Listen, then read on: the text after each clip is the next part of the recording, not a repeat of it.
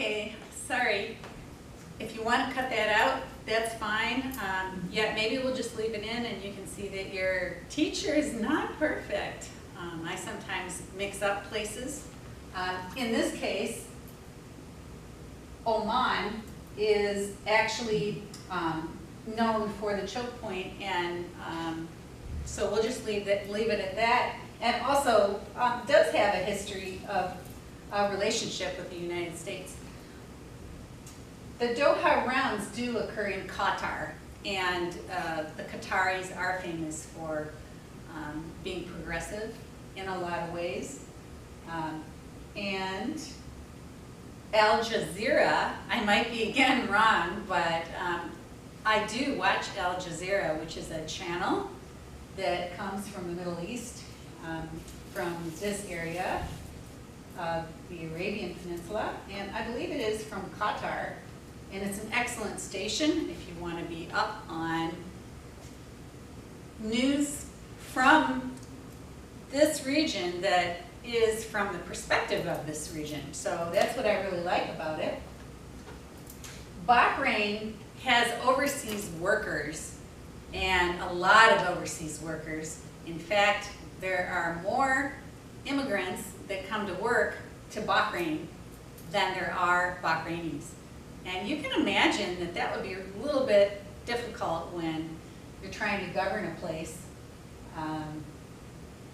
It's a little tough, and there's been uprisings, especially during the Arab Spring, when there was a chance for uprisings to happen. So it's tough for the people of Bahrain, for the royal family, and that is a monarchy also. So is Qatar. So is Oman. Not to skip the United Arab Emirates, or the UAE. 7 emirs.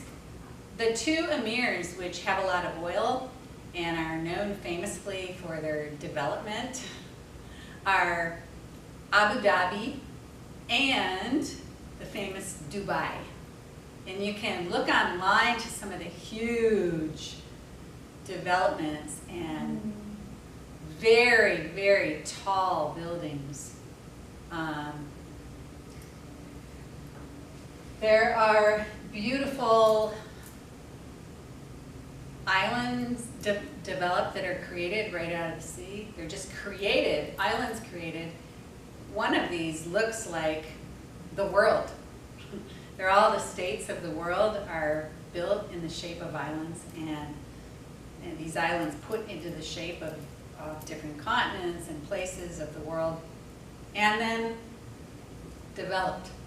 Now, during the downturn, where the whole world economy took a dive, 2007, 2008, 2009, a lot of these places ended up going vacant because they couldn't be sold, or people backed out and left them. So a lot of these turned into very, almost like ghost towns.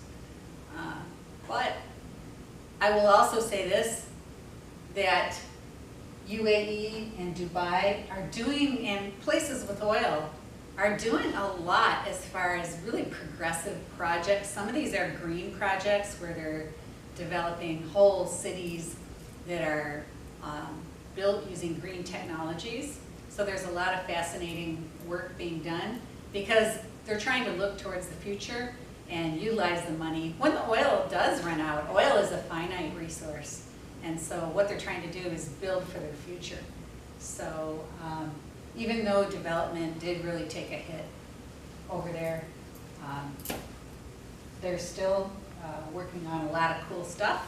And there still is oil money, and there still is oil production going on.